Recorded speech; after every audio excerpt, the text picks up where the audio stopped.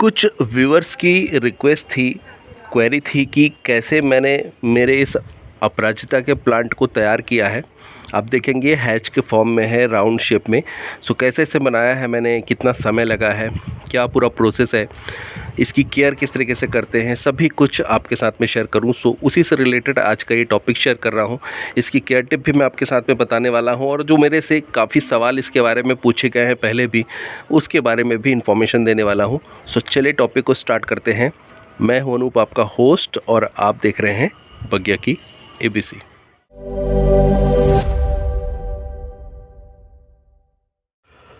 So friends, सबसे पहले आपको मैं बताना चाहूँगा कि ये जो मेरा प्लांट है ये 3 साल पुराना है, 3 इयर्स ओल्ड है।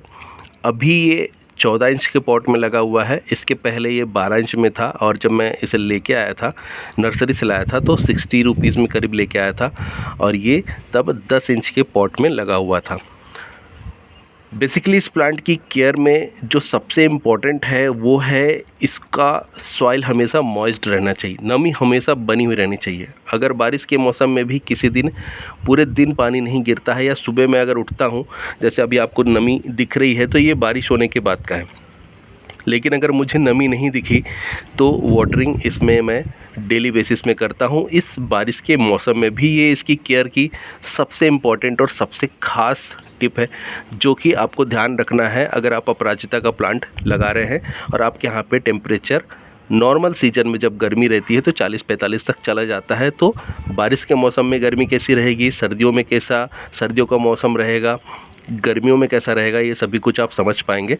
तो उस हिसाब से इसे डेली बेसिस की पानी की रिक्वायरमेंट होती है। आप देख सकते हैं, आपको ढेर सारी यहाँ पे पीली सूखी पत्तियाँ दिख रही होंगी। ये डेली वाटरिंग करने के बाद में भी गिरती हैं पीली होकर।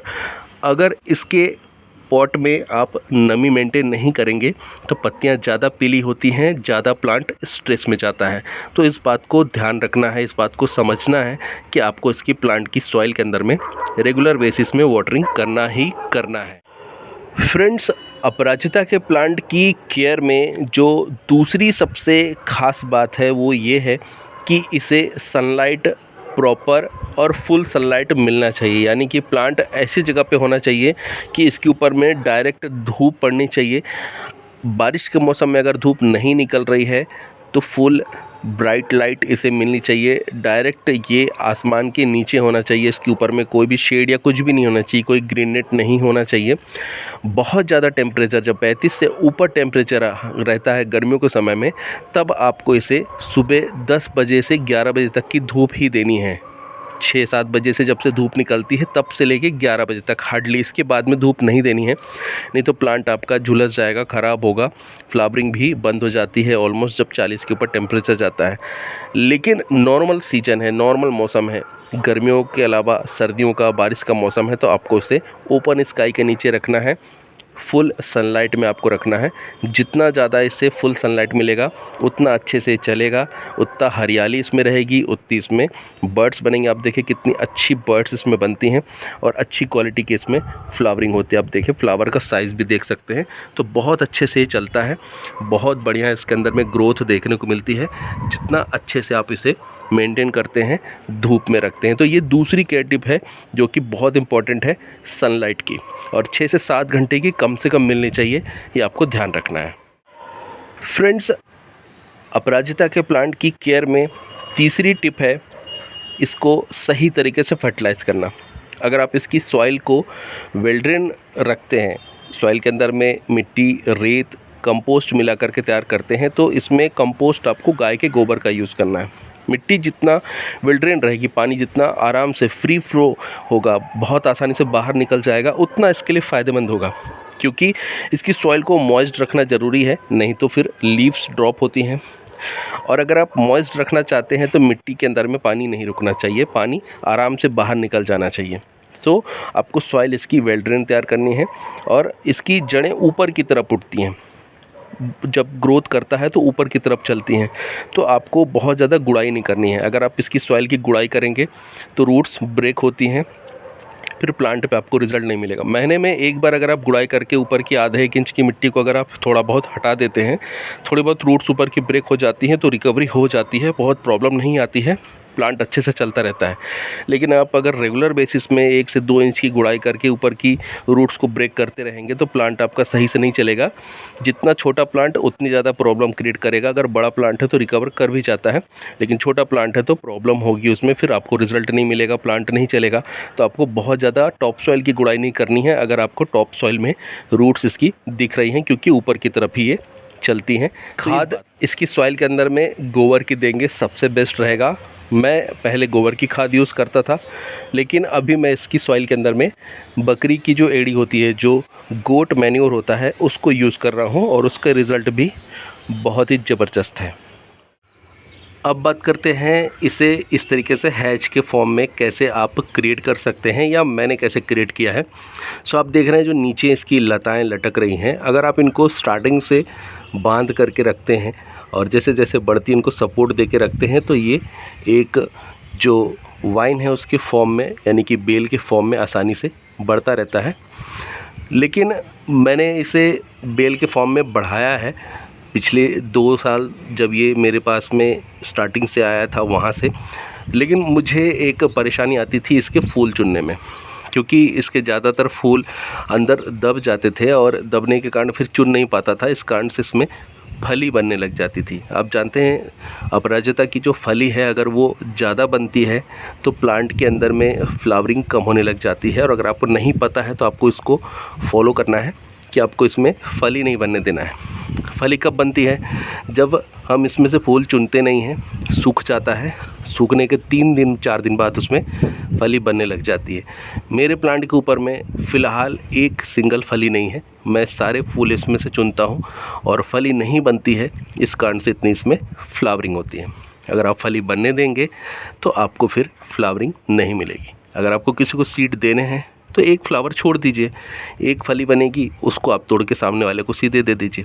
लेकिन आप अननेसेसरी या आलसवश इसमें आप फ्लावर्स छोड़ देते हैं और फली बनने देते हैं तो फिर समस्या आएगी, फ्लावरिंग कम होगी, प्लांट आपको थोड़ा सा स्ट्रेस में दिखेगा, क्योंकि प्लांट अपनी एनर्जी जो है फली को तैयार करने में, बीज बनाने में, उसमें लगाता है, तो फिर फ्लावरिंग इसमें कम हो जाती है। सो फ्लावर्स चुनने में मुझे समस्या आती थी, तो मैं पिछले साल भी ट्राई किया था कि इसे हैच के फॉर्म में डेवलप करूंगा, लेकिन प्लांट मेरा यहाँ पे रखा हुआ था और इस साइड का पोर्शन एक्सेस नहीं कर पा रहा था। तो इस साइड तो हो गया था लेकिन उस तरफ नहीं बढ़ पा रहा था, तो फिर मैंने उसे एक और ऊंचा पाइप लगा करके लंबा कर दिया और वो वापस से वो करीब 10 फुट तक की हाइट तक चला गया था। लेकिन इस बार मैंने डिसाइड किया था कि मैं इसे हैच के फॉर्म में इसी तरीके से डेवलप करूँगा।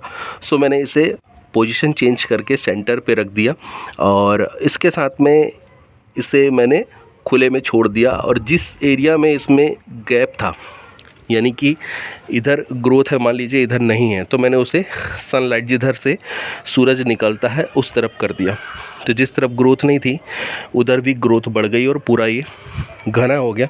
आप देखेंगे इस साइड आपको थोड़ा कम घना देखने को लग सकता है, इधर ज़्यादा लगेगा, इधर ज़्यादा लगेगा, क्योंकि इधर लाइट ज़्यादा पड़ती है। तो जिधर लाइट पड़ेगी उधर घना होता है, तो थोड़ा रोटेट करते रहना चाहिए जिससे ये सही तरीके से चलता है और इसमें आपको ग्रोथ अच्छी मिलेगी।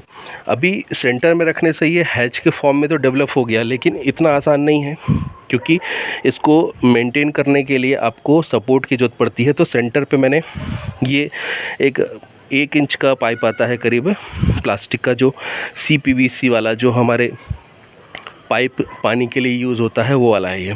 तो ये जो है मैंने सेंटर पे लगाया है। और गमला आपको मैंने बताया है कि ये गमला 14 इंच का है और इसके सेंटर पे यहाँ पे इसे लगा रखा है, ठीक है। तो इससे इसको सपोर्ट है और ये यहाँ पे आप देख सकते हैं, आपको मोटी मोटी यहाँ पे इसकी ये दिख जाएंगी बहुत सारी शाखाएं जो कि पुरानी हैं। तो इसको मैंने इसी हाइट पे कट कर दिया था जब अभी बारिश स्टार्ट होने वाली थी, उसके पहले यहाँ पे मैंने प्रून कर दिया था इस हाइट पे। और प्रून करने के बाद में इसको मैंने ऐसे बांध करके छोड़ दिया। फिर जब नई ग्रोथ आना स्टार्ट हुई, आप देख रहे हैं नई ग्रोथ इसमें कितनी आ रही है, अभी भी आ रही है। तो जब ये नई ग्रोथ आना स्टार्ट हुई तो ये धीरे धीरे डेवलप होता गया और चारों साइड ओपन होने से ये हैच के फॉर्म में डेवलप होने लग गया। आप देख सकते हैं यहाँ पर बंधा हुआ है इस तरीके से। ठीक है। तो आपको इस तरीके से इसे सेंटर में पाइप लगा के सपोर्ट देके छोड़ देना है और चारों तरफ फिर ये फैलने लग जाएगा। जिस एरिया में ग्रोथ कम दिख रही है उसको जिस तरफ ईस्ट है उसकी साइड उसका फेस कर देना है, तो उधर भी ग्रोथ आने लग जाएगी। तो हैज इस तरीके से तैयार हुआ है। प्लांट की बात करें तो कुछ लोगों की क्वेश्चंस आए थे कि ये एक प्लांट है या एक से ज़्यादा है, तो मैं आपको दिखा देता हूँ कि यहाँ पे एक सिंगल प्लांट है। ठीक है, ये देखिए, ये आपको दिख रहा है सिंगल प्लांट है ये, और इसी में से ये ग्रोथ निकल के आई है। तो एक ही प्लांट है जिससे ये पूरा तैयार हुआ है। इसके अलावा एक क्वेश्चन और आता है कि आप सारे फूल क्यों चुन लेते हैं, तो मैंने आपको बता दिया है कि फ्लावर्स अगर रहेंगे तो सीड में कन्वर्ट होंगे। कई बार सुबह के समय मैं चुन लेता हूं क्योंकि जैसे अभी बारिश का मौसम है तो दिन में फिर शाम के समय पानी आने लग जाता है तो फूल चुनना मुश्किल हो जाता है और फिर ये छुपे रहते हैं। अभी जैसे यहाँ पे एक फूल अंदर छुपा हुआ है, ये देखिए, ऐसे ही बहुत सारे फूल इसमें नीचे की तरफ भी छिप जाते हैं, इधर अंदर साइड में भी रहते हैं, तो मुझे उन्हें तोड़ना थोड़ा सा मुश्किल होता है। इस कारण से मैं सुबह के समय ही तोड़ लेता हूँ, तो थोड़ा अच्छा रहता है, मेरे लिए आसान हो जाता है और प्लांट के लिए भी बेनिफिशियल है, इसलिए मैं सारे फूल चुन लेता हूँ जल्दी। सो बुरा ना माने अगर मैं सारे फूल चुन लेता हूँ। ये देखिए यहाँ पे इस तरीके से बंधा हुआ है। ठीक है, कई लोगों का कहना रहता है कि आप सारे फूल चुन लेते हैं, उनको छोड़ देना चाहिए, पूरे एक साथ नहीं चुनना चाहिए, ज़रूरत भर के लिए चुनना चाहिए, तो वो प्लांट के लिए हार्मफुल है। दूसरे दिन अगर मैं नहीं ढूंढ पाऊँगा, अगर ऐसे 10 से 15 फूल छूट गए, क्योंकि बहुत मुश्किल हो जाती है, अगर फूल छूट गया तो उसको फिर ढूंढना मुश्किल हो जाता है। 1 से 1.5 घंटे लग जाते हैं सारे फूल ढूंढने में। अगर इतने फूल मैंने छोड़ दिए तो आसान नहीं है सारे सूखे फूल दूसरे दिन तोड़ना, तो फिर मुझे बहुत टाइम लगता है और परेशानी बढ़ जाती है, इसलिए मैं सेम डे सारी चुन लेता हूँ। तो जितना ज़्यादा हो सकता है उतना मैं छोड़ के रखता हूँ, शाम तक में मैं उठा लेता हूँ अगर मैं कर पा रहा हूँ या मौसम ऐसा है। लेकिन अगर बारिश का मौसम है तो मैं सुबह के समय ही चुन लेता हूँ। आज मैंने नहीं चुने हैं क्योंकि वीडियो बनाना था, इसलिए आपको दिखाना था कि फ्लावरिंग कितनी होती है, कैसी हो रही है, इसलिए मैंने आज छोड़ रखा था। सो फ्रेंड्स, प्लांट पे फर्टिलाइज़र्स हम क्या क्या यूज़ कर सकते हैं, जैसे कि अभी मैंने आपको बताया कि गोबर की खाद यूज़ कर सकते हैं, लेकिन इसके अलावा और क्या यूज़ कर सकते हैं। सो इसकी सॉइल के अंदर में आप ह्यूमिक एसिड का एप्लीकेशन महीने में 1 बार करिए, बहुत अच्छा रहेगा। न्यूट्रिशन अपटेक करने में हेल्प करता है, प्लांट की ग्रोथ में हेल्प करता है। इसके अलावा आप माइक्रो न्यूट्रिशन का यूज़ करिए। माइक्रो न्यूट्रिशन आप 2 से 3 जगह से ले सकते हैं। आप डायरेक्ट माइक्रो न्यूट्रिशन ले सकते हैं, मिल जाता है ऑनलाइन, आप सर्च करेंगे। नहीं मिल रहा है तो मुझसे बोलेंगे, मैं लिंक शेयर कर दूंगा, आप वहाँ से मंगा सकते हैं। या फिर आप एलोवेरा और गोबर की जो कंडे होते हैं उनको आप गला लीजिए समान मात्रा में 5 लीटर पानी के अंदर में, और फिर उसको 10 दिन बाद छान करके आप 5 गुना पानी में मिक्स करके प्लांट की सॉइल में दीजिए। ये भी एक अच्छा माइक्रो न्यूट्रिशन है। इसके अलावा चावल और दाल को आप छान के जब बनाते हैं तो पानी निकलता है, तो उस पानी को आप 15 दिन स्टोर करके रखिए, एक बोतल में बंद करके रखिए। उसे आप 15 दिन बाद इसमें दीजिए। मैं महीनों 2 महीने तक इकट्ठा करके रखता हूँ, फिर डायरेक्टली उसे अप्लाई कर देता हूँ। तो आप उसे भी अप्लाई कर सकते हैं, उसके अंदर में भी बहुत सारे माइक्रोब्स हैं, वो भी बहुत अच्छे से काम करता है। तो मैं माइक्रो न्यूट्रिशन का भी एप्लीकेशन करता हूँ।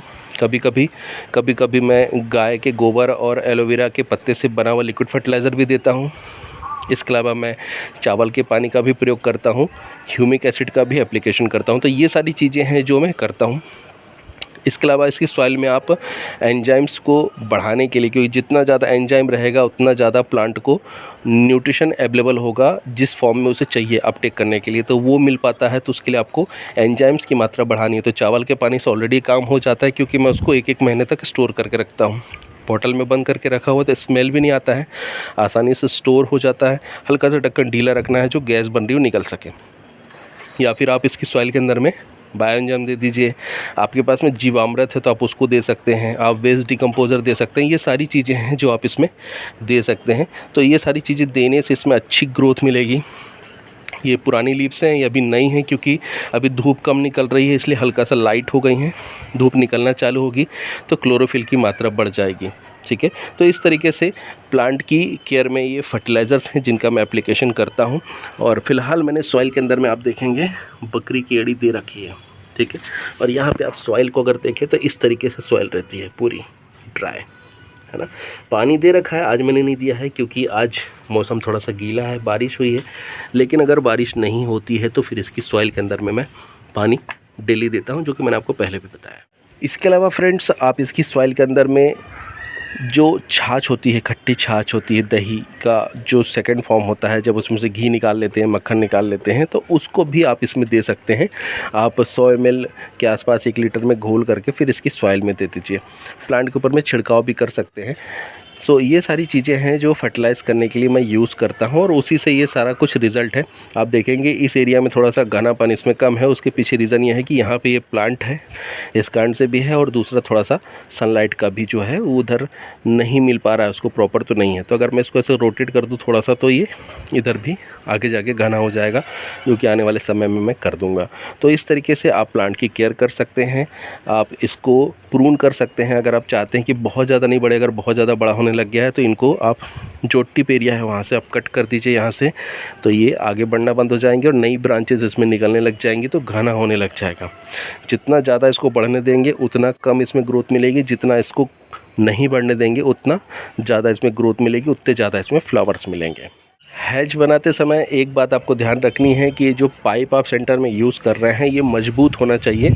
अगर ये स्ट्रॉन्ग नहीं होगा, मजबूत नहीं होगा तो टूट जाएगा। आप अगर इसमें बांस लगाते हैं तो बांस ख़राब हो सकता है, आप अगर लोहे की रॉड लगाते हैं तो गल सकती है। इसलिए ये पाइप बहुत ही ज़्यादा सूटेबल है। और इसके ऊपर में ब्रांचेस को अच्छे से बांधना है, तो पहले जिस भी रस्सी से बांध रहे हैं उससे आप पाइप को टाइट से बांधिए, फिर उसके बाद में सपोर्ट इनको दीजिए, तो आगे जाके ये शेप लेने लग जाएगा। तो इस तरीके से आप इसका हैज बना सकते हैं। अभी इस टॉपिक से रिलेटेड अगर आपकी कोई क्वेरी है तो मुझे आप कमेंट बॉक्स में पूछ सकते हैं। वीडियो कैसा लगा है कमेंट करके ज़रूर बताइएगा। वीडियो अच्छा लगा है तो लाइक एंड शेयर करिए। टिल देन के लिए bye bye, thank you, happy gardening.